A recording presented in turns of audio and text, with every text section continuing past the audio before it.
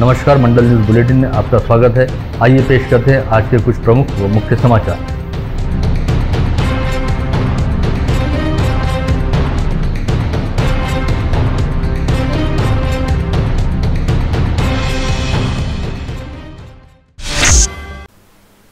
गत रोज राज्य सरकार द्वारा लॉकडाउन को 15 दिनों के लिए आगे बढ़ाते हुए संचारबंदी को आगामी 15 जून तक लागू करने की घोषणा की गई, जिसके बाद जिलाधीश शैलेश नवाल ने इस संचारबंदी को लेकर एक नई अधिसूचना जारी की है। इस नई अधिसूचना के तहत कल से यानी 1 जून से अब लॉकडाउन में अमरावती शहर एवं जिलावासियों को काफी बड़ी छूट मिलने जा रही है, क्योंकि जीवनावश्यक वस्तुओं के साथ ही अब अन्य दुकानों को भी खुलने की अनुमति दी गई है। नई अधिसूचना के मुताबिक अब जीवनावश्यक वस्तुओं की दुकानें रोजाना सुबह 7 से दोपहर 2 बजे तक खुली रहेंगी। वहीं बिना जीवनावश्यक वस्तुओं की दुकानों को भी सोमवार से लेकर शुक्रवार तक सुबह 7 से दोपहर 2 बजे तक खुलने की अनुमति दी गई है और बिना जीवनावश्यक वस्तुओं की दुकानें सप्ताहांत में शनिवार व रविवार को बंद रहेंगी। छूट का यह आदेश केवल एकल दुकानों के लिए जारी किया गया है। वहीं मॉल व शॉपिंग सेंटर की दुकानों को अगले आदेश तक खुलने की अनुमति नहीं दी गई है। इसके अलावा बियर बार, परमिट रूम व वाइन शॉप से रोजाना सुबह 7 से दोपहर 2 बजे तक केवल होम डिलीवरी करने की अनुमति दी गई है। वहीं होटल, रेस्टोरेंट, भोजनालय व शिव भोजन थाली को रोजाना सुबह 11 से शाम 7 बजे तक होम डिलीवरी करने की अनुमति दी गई है। इन सभी दुकानों में प्रत्यक्ष ग्राहकी करने तथा ग्राहकों को पार्सल सेवा काउंटर पर उपलब्ध कराने की अनुमति नहीं रहेगी। वहीं सरकारी राशन की दुकानें रोजाना सुबह 7 से और दोपहर 3 बजे के बाद नागरिकों को बिना वजह घर से बाहर निकलने की सख्त मनाही की गई है। दोपहर 3 बजे के बाद बिना वजह सड़कों पर घूमते पाए जाने वाले लोगों के खिलाफ कड़ी कानूनी व दंडात्मक कार्रवाई करने के साथ ही उनकी रैपिड एंटीजन व RT-PCR कोविड टेस्ट भी की जाएगी। प्रशासन द्वारा इससे पहले फसल मंडी तथा थोक व फुटकर सब्जी व फल मंडी को खुले रहने की अनुमति दी गई है। उसी अनुसार इन बाजारों में काम होगा। वहीं कृषि सेवा केंद्रों के खुले रहने के समय में संशोधन करते हुए कहा गया है कि अब सभी कृषि सेवा केंद्र सुबह 7 से दोपहर 3 बजे तक खुले रहेंगे। हालांकि फुटकर सब्जी व फल विक्रेताओं को इस समय केवल घर पहुंच सेवा देने की अनुमति दी गई है, क्योंकि इस समय सभी जिलों में कोविड संक्रमण को लेकर अलग अलग हालात हैं और सभी जिलों में संचारबंदी को लेकर अलग अलग आदेश लागू किए गए हैं। ऐसे में अमरावती जिले में जिलाबंदी आदेश लागू किए गए हैं और जिला ग्रामीण पुलिस के जरिए अमरावती जिले की सभी सीमाओं को पूरी तरह से सील किया गया है। ऐसे में बाहरी जिलों से आने वाले सभी वाहनों की बेहद कड़ाई के साथ जांच की जाएगी और वाहनों में सवार रहने वाले लोगों के पास RT-PCR और रैपिड एंटीजन टेस्ट की रिपोर्ट नेगेटिव रहना अनिवार्य रहेगा। जिन लोगों के पास यह रिपोर्ट नहीं रहेगी उन्हें अमरावती जिले की सीमा में प्रवेश करने से मना किया जाएगा। वहीं अंतिम संस्कार सहित मेडिकल व अत्यावश्यक कामों के लिए बाहरी जिलों से अमरावती जिले की सीमा में आने की छूट दी जाएगी।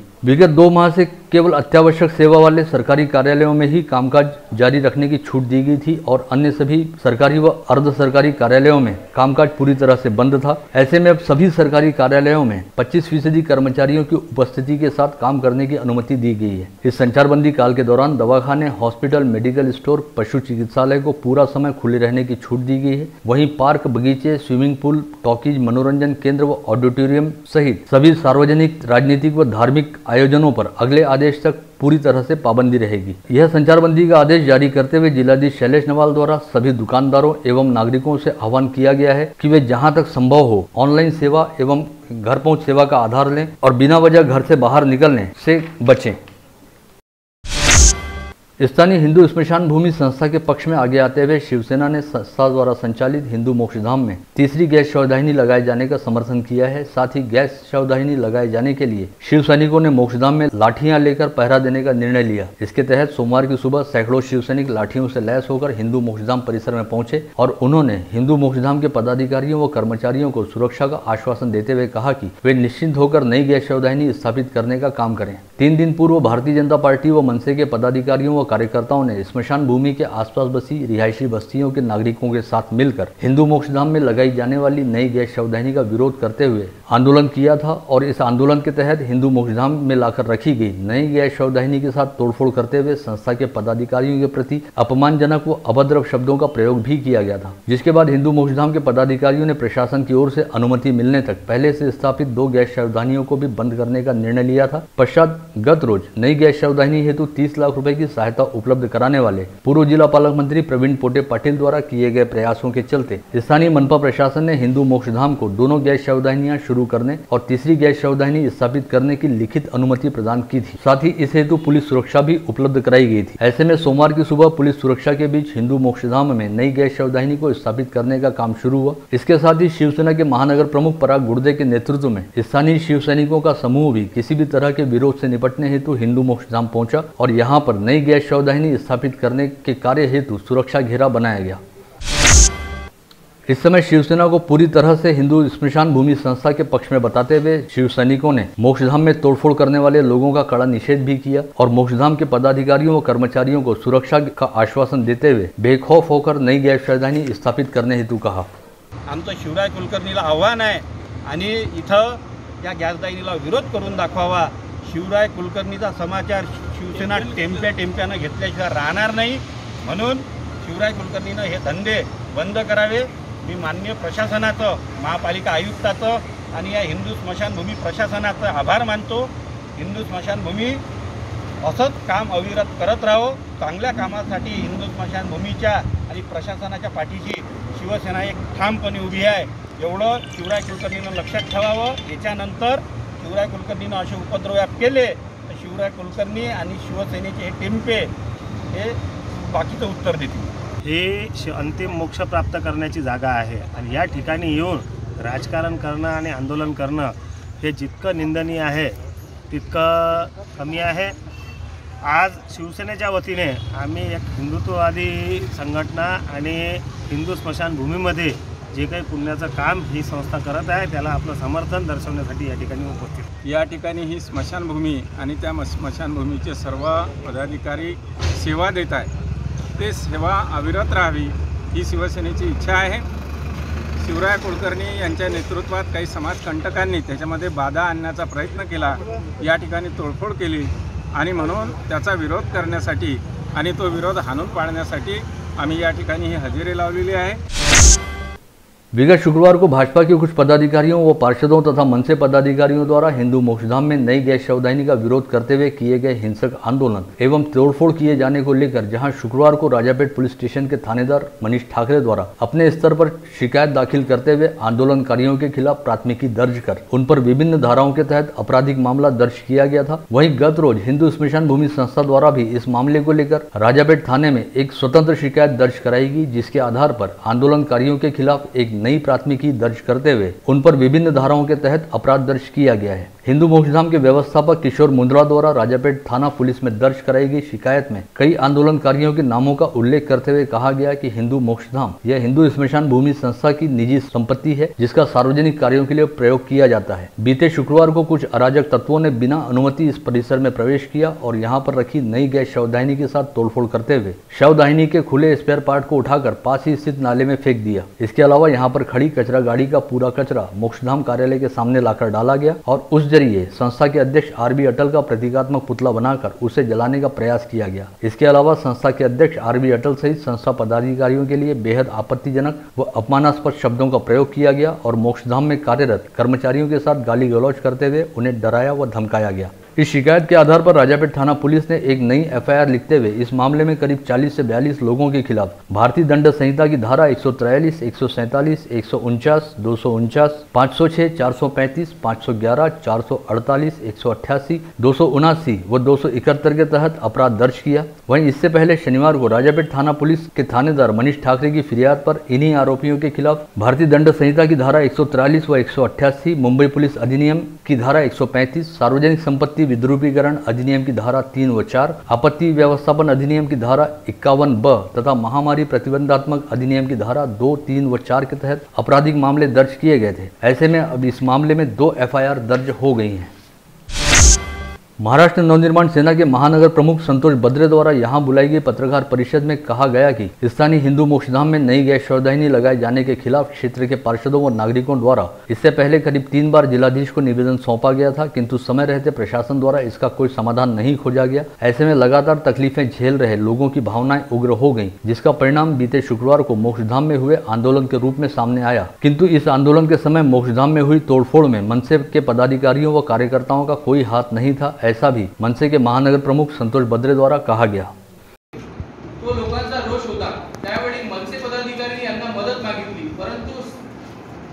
चुकीचे गांभीर्य ओळखून की जिल्हाधिकारी यांनी आंदोलनकर्त्यांना भेट नाकारल्यामुळे आंदोलन चिघळले।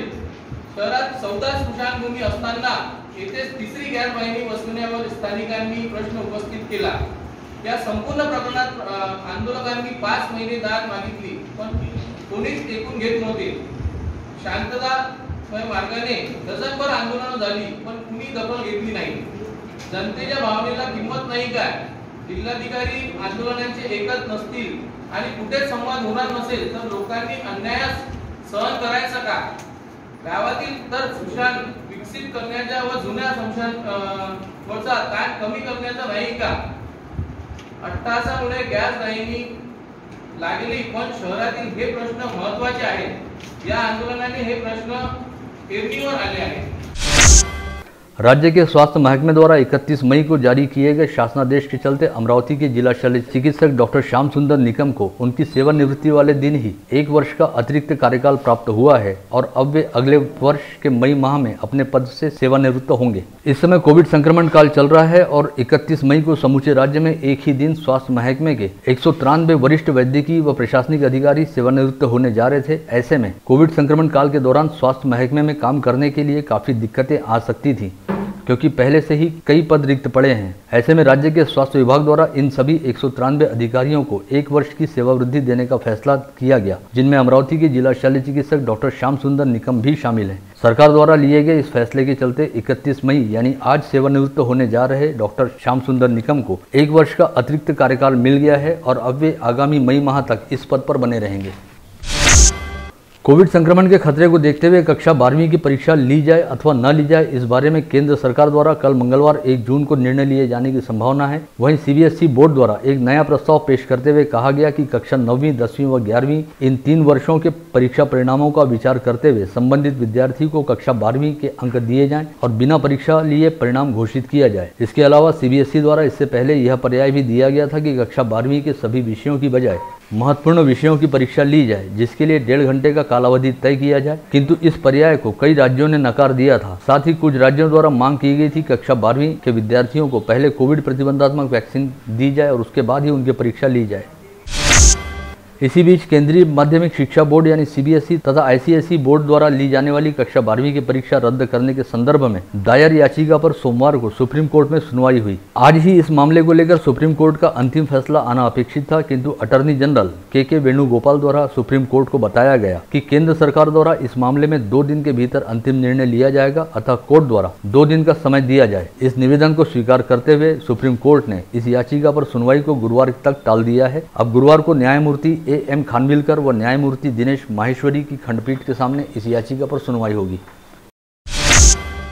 जिले के सांसद नवनीत राणा तथा बडनेरा निर्वाचन क्षेत्र के विधायक रवि राणा द्वारा किए गए प्रयासों के चलते हरमन फिनोकेम कंपनी के सीएसआर फंड से स्थानीय जिला सामान्य अस्पताल में 76 लाख रुपए की लागत से एडवांस पीएसए ऑक्सीजन प्लांट लगाया जा रहा है। यह प्लांट ऑट्स कंपनी द्वारा चीन के शंघाई से अमरावती के लिए रवाना हो चुका है, जो संभवतः 5 जून को अमरावती पहुंचेगा। ऐसे में इस प्लांट को स्थापित करने हेतु जिला सामान्य अस्पताल परिसर में मूलभूत सुविधाएं उपलब्ध कराने के लिए सांसद नवनीत राणा व विधायक रवि राणा ने जिलाधीश शैलेश नवाल से मुलाकात करते हुए चर्चा की और उन्हें इस संदर्भ में ज्ञापन भी सौंपा। इस समय कहा गया कि इस ऑक्सीजन प्लांट के लिए जिला सामान्य अस्पताल परिसर में जगह निश्चित करते हुए शेड का निर्माण एवं अन्य आवश्यक सुविधाएं उपलब्ध कराई जानी चाहिए। साथ ही इस प्लांट के लिए आवश्यक विद्युत आपूर्ति उपलब्ध कराने का निर्देश जिलाधीश कार्यालय द्वारा महावितरण को दिया जाना चाहिए। इस समय यह भी तय किया गया कि कल मंगलवार को सांसद नवनीत राणा व विधायक रवि राणा से जिलाधीश शैलेश नवाल, जिला शल्य चिकित्सक डॉक्टर श्याम सुंदर निकम के साथ ही हरमन कंपनी के इंजीनियर, सार्वजनिक लोक निर्माण विभाग के मुख्य अभियंता तथा विद्युत वितरण कंपनी के अधिकारी संयुक्त रूप से जिला सामान्य अस्पताल परिसर का मुआयना करेंगे और जिस स्थान पर ऑक्सीजन प्लांट स्थापित करना है वहां किए जाने वाले सभी कार्यों की पूर्व समीक्षा की जाएगी। जिले में अब कोविड संक्रमण की रफ्तार बड़ी तेजी से सुस्त हो रही है और सोमवार को लंबे समय बाद संक्रमितों की संख्या 300 के आसपास रही। सोमवार को केवल 311 नागरिकों की टेस्ट रिपोर्ट पॉजिटिव आई है। इसके साथ ही जिले में कुल संक्रमितों की संख्या बढ़कर 92,148 पर जा पहुंची है। वहीं सोमवार को 24 घंटे के दौरान जिले के कोविड अस्पतालों में कुल 6 कोविड संक्रमितों की मौत हुई, जिनमें 5 स्थानीय मरीजों सहित बाहरी जिले के 1 मरीज का समावेश रहा। जिले में कोविड मृतकों की संख्या बढ़कर अब 1,454 पर जा पहुंची है। साथ ही बाहरी जिलों के 171 मृतकों को जोड़कर यह आंकड़ा 1,625 पर जा पहुंचा है। स्थानीय मृतकों में मनपा क्षेत्र के 3 व ग्रामीण क्षेत्र के 2 मरीजों का समावेश रहा। इसके अलावा सोमवार को जिले के कोविड अस्पतालों से 845 मरीजों को कोविड मुक्त हो जाने के चलते डिस्चार्ज दिया गया। जिले में अब तक कुल 85,733 संक्रमित मरीज कोविड मुक्त हो चुके हैं। इस समय जिले में कुल एक्टिव पॉजिटिव मरीजों की संख्या 4,961 है, जिनमें मनपा क्षेत्र के 1,322 व ग्रामीण क्षेत्र के 3,639 मरीजों का समावेश। इसके अलावा इस समय 1,550 मरीजों का विभिन्न कोविड अस्पतालों में इलाज चल रहा है। साथ ही मनपा क्षेत्र में 966 व ग्रामीण क्षेत्र में 2,445 मरीज होम आइसोलेशन में रखे गए हैं। बीते 24 घंटे के दौरान 5,713 नागरिकों की कोविड टेस्ट की गई, जिनमें मात्र 5.44% लोगों की ही टेस्ट रिपोर्ट पॉजिटिव आई है। विगत 6 दिनों से पॉजिटिविटी रेट में लगातार कमी आ रही है। वहीं इस समय कोविड संक्रमित मरीजों के कोविड मुक्त होने का प्रमाण बढ़कर 93.04% पर पहुंच गया है। रिकवरी रेट में भी विगत कुछ दिनों से लगातार इजाफा हो रहा है। इसे एक तरह से जिले के लिए काफी राहत वाली स्थिति कहा जा सकता है। इससे पहले जहां विगत 2 सप्ताह से कोविड प्रतिबंधात्मक वैक्सीन की उपलब्धता कम रहने के चलते टीकाकरण का काम बेहद सुस्त गति से चल रहा था और इस काम को लेकर काफी हो हल्ला मचा हुआ था, वहीं अब विगत 4-5 दिनों से वैक्सीन की आपूर्ति लगातार जारी रहने के चलते टीकाकरण अभियान में भी काफी गति देखी जा रही है और विगत 5 दिनों के दौरान करीब 40,000 लाभार्थियों को कोविड प्रतिबंधात्मक वैक्सीन के टीके लगाए गए। ऐसे में वैक्सीन प्राप्त करने वाले लाभार्थियों की संख्या अमरावती जिले में बढ़कर 4,45,189 पर जा पहुंची है, जिसमें से 3,41,803 ने पहला व 1,03,386 ने दूसरा डोज लगवा लिया है। गत रोज रविवार का साप्ताहिक अवकाश रहने के बावजूद जिले में कोविड प्रतिबंधात्मक टीकाकरण का काम जारी रहा और जिले के 31 टीकाकरण केंद्रों पर कुल 2,586 लोगों ने कोविड प्रतिबंधात्मक वैक्सीन की डोज लगाई। इसमें 2,171 लोगों ने पहले व 415 लोगों ने दूसरे डोज का टीका लगवाया। इस समय कोविड प्रतिबंधात्मक वैक्सीन की नियमित आपूर्ति को लेकर नियोजन कुछ हद तक गड़बड़ाया हुआ है और ऐसे में कई नागरिकों को पहला डोज लगवाने के बाद दूसरे डोज मिलने की प्रतीक्षा करनी पड़ रही है। विशेष रूप से कोवैक्सीन का पहला डोज लगवा चुके कई लोग इस वैक्सीन का दूसरा डोज मिलने की प्रतीक्षा कर रहे हैं। साथ ही अब लोग बाग यह भी जानना चाह रहे हैं कि अगर पहला डोज किसी एक वैक्सीन का लिया गया है तो क्या दूसरा डोज किसी अन्य वैक्सीन का लिया जा सकता है और ऐसा करने पर क्या होगा। इस संदर्भ में स्वास्थ्य विशेषज्ञों की ओर से कहा गया है कि इस तरह का कॉकटेल करना स्वास्थ्य के लिहाज से खतरनाक साबित हो सकता है और इसका रोग प्रतिकारक क्षमता पर विपरीत असर भी पड़ सकता है। ऐसे में एक ही वैक्सीन के दोनों डोज लगाए जाने चाहिए। हालांकि इस संदर्भ में इस समय ट्रायल चल रही है, किंतु इसका अब तक कोई निष्कर्ष सामने नहीं आया है। ऐसे में स्वास्थ्य महकमे की ओर से इसे लेकर कोई दिशा निर्देश प्राप्त नहीं है, अतः अलग अलग वैक्सीन के 2 डोज नहीं लिए जाने चाहिए। इस समय जहां एक और कोविड वायरस के संक्रमण में समूचा देश एवं राज्य है, वहीं जिले के 277 गांवों ने कोविड संक्रमण की पहली व दूसरी लहर को गांव से बाहर ही रोकने में सफलता प्राप्त की है। इन गांवों में अमरावती तहसील के 7, भातकुली के 14, दरियापुर के 6, अंजनगांव सुरजी के 22, धारनी के 13, चिखलदरा के 15, चांदूर बाजार के 27, वरुड़ के 47, मोर्शी के 35, तिवसा के 4, नांदगांव खंडेश्वर के 17, चांदूर रेलवे के 24 तथा धामनगांव रेलवे तहसील के 13 गांवों का समावेश है। कोविड टेस्ट रिपोर्ट पॉजिटिव आने के चलते विवाह की वेदी पर चढ़ने जा रहे एक दूल्हे को तहसील प्रशासन द्वारा कोविड केयर सेंटर में रवाना कर दिया। कोविड रिपोर्ट पॉजिटिव रहने के बावजूद इस दूल्हे को विवाह करने की काफी जल्दबाजी थी, जो उसके सहित विवाह में शामिल होने वाले सभी लोगों पर भारी पड़ी, क्योंकि पूरी बारात को ही क्वारंटाइन किया गया है। दरियापुर तहसील क्षेत्र से वास्ता रखने वाले युवक का विवाह गुरुवार को आयोजित किया गया था। इन दिनों कोविड प्रतिबंधात्मक नियमों के चलते दूल्हा दुल्हन सहित विवाह में शामिल होने वाले सभी लोगों के लिए अपनी कोविड टेस्ट करवाना अनिवार्य किया गया है। ऐसे में दूल्हा बनने जा रहे युवक ने भी अपनी कोविड टेस्ट कराई, जिसमें उसकी रिपोर्ट पॉजिटिव आई, किंतु कोविड संक्रमित रहने के बावजूद यह युवक विवाह करने की जिद पर अड़ा रहा, जिसके बाद उसके परिजनों ने उसे समझाने का काफी प्रयास भी किया, किंतु यह युवक कुछ भी सुनने और समझने के लिए तैयार नहीं था। ऐसे में प्रशासन की सजगता के चलते इस जिद्दी दूल्हे को विवाह वेदी की बजाय कोविड केयर सेंटर की ओर रवाना किया गया। साथ ही उसके संपर्क में आने वाले सभी लोगों को क्वारंटाइन किया गया है। यह घटना रहीमापुर पुलिस थाना अंतर्गत परिसर की बताई जाती है, जिसे लेकर परिसर में अच्छी खासी चर्चाएं चल रही हैं। मई माह के दौरान तेज गर्मी के चलते जल संग्रह प्रकल्पों में वाष्पीकरण की प्रक्रिया काफी तेजी से हो रही है और जल स्तर घट रहा है। इस संदर्भ में 27 मई तक जल संपदा विभाग की रिपोर्ट के मुताबिक पश्चिम विदर्भ के 511 सिंचाई प्रकल्पों में केवल 27.18% पानी शेष है। इसमें 9 बड़े प्रकल्पों में 33.16% पानी बचा हुआ है। हालांकि इसके बावजूद इस समय पहली बार जल किल्लत महसूस नहीं हुई। फिर भी आगामी 2 सप्ताह तक पानी का इस्तेमाल काफी संभल कर करना होगा, क्योंकि मानसून की बारिश 10 जून के बाद दाखिल होगी। इस तरह का अनुमान मौसम विशेषज्ञ अनिल बंड द्वारा व्यक्त किया गया है। समीपस्थ बंडेरा के निकट कोंडेश्वर संस्थान के सभागृह में बिना अनुमति विवाह समारोह शुरू रहने के मामले में संस्थान को 30,000 रुपए का जुर्माना लगाते हुए सभागृह को सील कर दिया गया। राजस्व विभाग के उड़न दस्ते द्वारा यह कार्रवाई कल रविवार को दोपहर के समय की गई। जिला आपदा व्यवस्थापन प्राधिकरण द्वारा मानसून पूर्व मॉक ड्रिल वडाली गार्डन स्थित राज्य आरक्षित पुलिस गट क्रमांक 9 के जिला आपदा व्यवस्थापन प्रशिक्षण केंद्र में रविवार को की गई। इस समय परिवीक्षाधीन जिलाधीश मंदार पत्की, जिला शोध व बचाव दल के उपप्रमुख नेवारे, जिला आपदा व्यवस्थापन अधिकारी सुरेंद्र रावमेकर उपस्थित थे और इस समय पानी में डूबने वाले व्यक्ति को बचाने, बाढ़ में घिरे ग्रामीणों को सुरक्षित बाहर निकालने सहित बचाव की अलग अलग पद्धति के अनेक प्रात्यक्षिक जिला राहत एवं बचाव दल के कर्मचारियों द्वारा पेश किए गए। शराब की पार्टी का कारण बताकर यहां के बेलपुरा परिसर में रहने वाले बच्चू किशन वानखड़े नामक 22 वर्षीय युवक को एक्सप्रेस हाईवे के पास जंगल में ले जाकर उसके ही मित्रों ने उसकी निर्ममता से हत्या कर दी। बच्चू को चाकू के 58 घाव मारकर मौत की घाट उतारने के बाद उसकी लाश पर पेट्रोल छिड़ककर उसे जलाने का भी प्रयास किया गया। अपराध जगत में एक दूसरे पर हावी होने की प्रतिस्पर्धा के चलते यह निर्मम हत्याकांड घटित होने की घटना कल रविवार की दोपहर के समय उजागर हुई थी। इस मामले में पुलिस ने महादेव हीरालाल वानखड़े की शिकायत पर कल्याण नगर निवासी 26 वर्षीय नितेश नारायण पिवाल, रविनगर निवासी 26 वर्षीय आकाश दिलीप मोरे, राजापेट निवासी 21 वर्षीय करण कैलाश इटोरिया तथा बेलपुरा परिसर निवासी 21 वर्षीय प्रशांत उर्फ सोनू लक्ष्मण चावरे को देर रात वर्धा जिले के हिंगन घाट से गिरफ्तार किया है। हालांकि बच्चू वानखड़े की इतनी निर्ममता से हत्या क्यों की गई, इसका कारण अब तक पता नहीं चल पाया है। आज सभी आरोपियों को न्यायालय में पेश किया गया और न्यायालय ने उन्हें 4 जून तक पुलिस हिरासत में रखने के आदेश दिए हैं।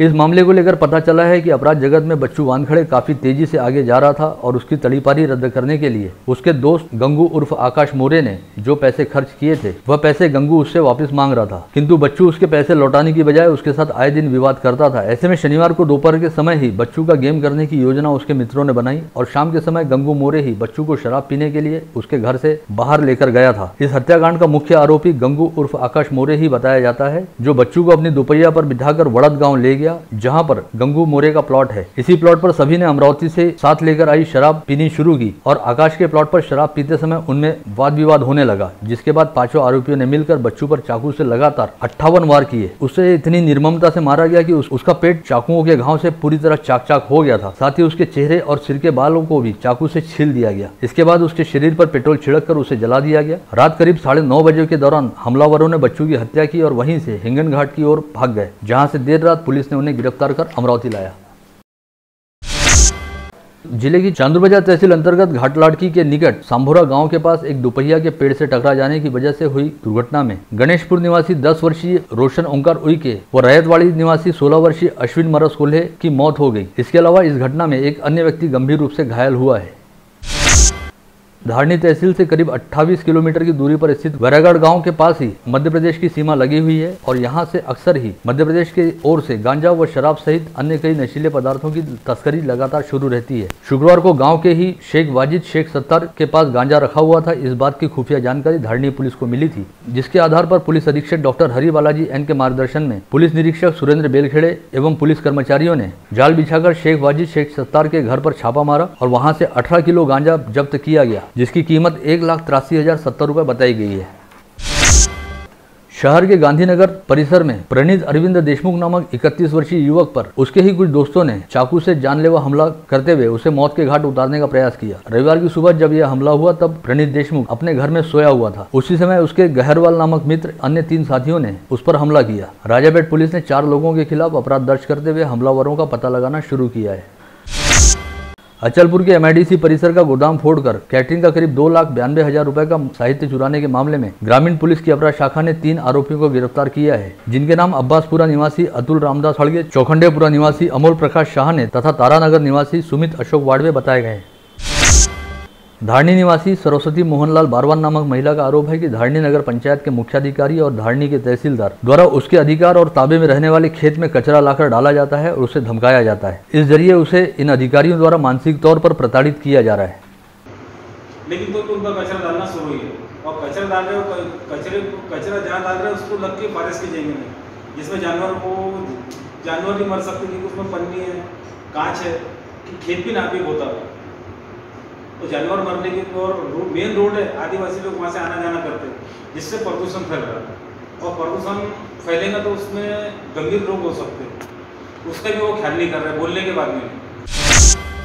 अमरावती शहर के बीचों बीच स्थित मॉडर्न रेलवे स्टेशन हमेशा ही व्यस्त रहता है। इस रेलवे स्टेशन पर रेलवे पुलिस एवं शहर पुलिस आयुक्तालय सहित बम निरोधक दस्ते की ओर से आतंकवादी गतिविधियों को अंजाम देने वाले 3 आतंकियों को दबोचा गया। बाद में पता चला कि यह पुलिस द्वारा की जाने वाली मॉक ड्रिल थी। पुलिस द्वारा सुबह 11:15 बजे शुरू की गई यह मॉक ड्रिल करीब 1 घंटे तक चली, जिसमें आतंकी बने 3 पुलिस कर्मियों को मॉक ड्रिल में शामिल पुलिस द्वारा बंधक बनाया गया। इस कार्रवाई में ATC, बम निरोधक दस्ता, GRP, QRT तथा कोतवाली पुलिस थाने के जवान सहभागी हुए थे। स्थानीय राजापेट पुलिस ने मोबाइल नंबर पर ट्रू कॉलर इस ऐप के जरिए महाराष्ट्र पुलिस का लोगो प्रयोग में लाते हुए खुद को SP बताने वाले व्यक्ति के खिलाफ अपराध दर्ज किया है। राजापेट के थानेदार मनीष ठाकरे ने एक मोबाइल धारक व्यक्ति के खिलाफ खुद होकर शिकायत दर्ज कराई। इस व्यक्ति ने अपने मोबाइल पर ट्रू कॉलर के जरिए पुलिस महकमे के लोगो का प्रयोग करते हुए खुद को पुलिस अधीक्षक बताया था। अचलपुर कृषि उपज मंडी विगत लंबे समय से लगातार विवादों में घिरी हुई दिखाई दे रही है और अब आरोप लगाया जा रहा है कि अचलपुर कृषि उपज मंडी में विगत 2 वर्षों से बिना बजट पेश किए मनमाने ढंग से संचालक मंडल द्वारा खर्च किया जा रहा था। ऐसे में मंडी संचालकों की संपत्ति को जब्त कर अवैध खर्च की राशि को उनसे वसूल करने की मांग जोर पकड़ रही है। इस बेहद सनसनीखेज मामले को लेकर सभी राजनीतिक दलों द्वारा चुप्पी साधी गई है। इसे लेकर भी काफी आश्चर्य व्यक्त किया जा रहा है। इस बारे में सबसे बड़ी अजीबोगरीब जानकारी यह है कि विगत 2 वर्षों में संचालकों को बजट मीटिंग के लिए बुलाया गया और किन किन बातों पर खर्च किया जाएगा यह बताकर उन सभी संचालकों के विवरण पुस्तिका पर हस्ताक्षर भी लिए गए, लेकिन बजट मंजूरी को पणन मंडल के पास ऑनलाइन प्रस्तुत ही नहीं किया गया। ऐसे में प्रोसीडिंग बुक पर हस्ताक्षर करने वाले सभी संचालक अब बुरी तरह से फंस गए हैं। आप देख रहे थे मंडल न्यूज बुलेटिन। हमारे चैनल को लाइक करें, शेयर करें और हाँ, सब्सक्राइब करना ना भूलें। कल होगी आपसे फिर मुलाकात, तब तक के लिए धन्यवाद।